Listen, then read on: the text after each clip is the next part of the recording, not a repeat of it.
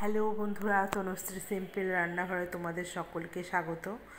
আজ যে আমি ভিডিওটা দিচ্ছি, এই ভিডিওটি কিছুদিন আগেকার ভিডিও। আমরা বাড়ি থেকে নিউ জলপাইগুড়ি যাওয়ার জন্য কিছু খাবার বাড়ি থেকে রেডি করে নিয়ে গিয়েছিলাম ট্রেনে বসে খাওয়ার জন্য। যেমন ছিল, এখানে পকোড়া ভেজে রেডি করে নেওয়া হয়েছে চিলি চিকেন বানানোর জন্য। চিলি চিকেনটা একদম ড্রাই হবে যাতে প্যাকেট করতে অসুবিধা না হয়। এখানে পকোড়া ভেজে আগে থেকে রেডি করে নেওয়া হয়েছে। আর চিলি চিকেন বানানোর জন্য যে উপকরণগুলো লাগবে আমি সেগুলো দিয়ে ভালোভাবে মিশিয়ে রেডি করে নিয়েছি।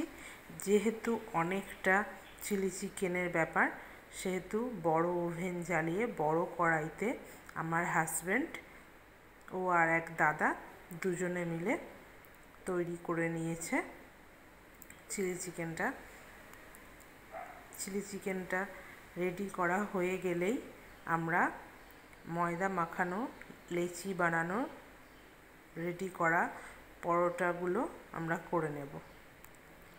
তো এখানে চিলি চিকেনটা হয়ে এসেছে।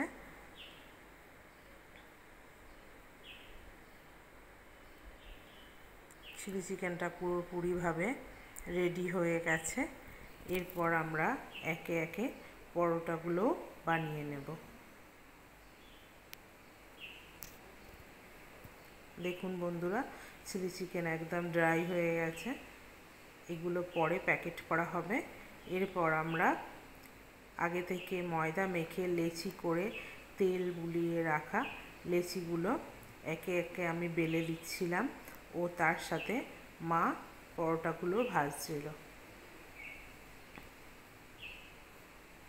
পরোটাগুলো ভেজে অনেকগুলো পরোটা, যার জন্য একা হাতে হবে না, দুজনের এখানে লেগেছে। আমি বেলে দিচ্ছিলাম, মা রেডি করছিল পরোটা তৈরি করে।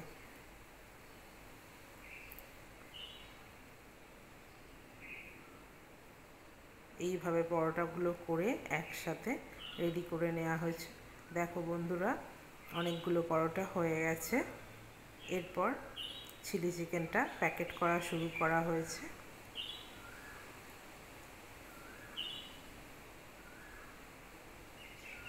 বেশি ভিডিও দেখাতে পারলাম না, অল্প একটু ভিডিও তোমাদের সঙ্গে শেয়ার করলাম।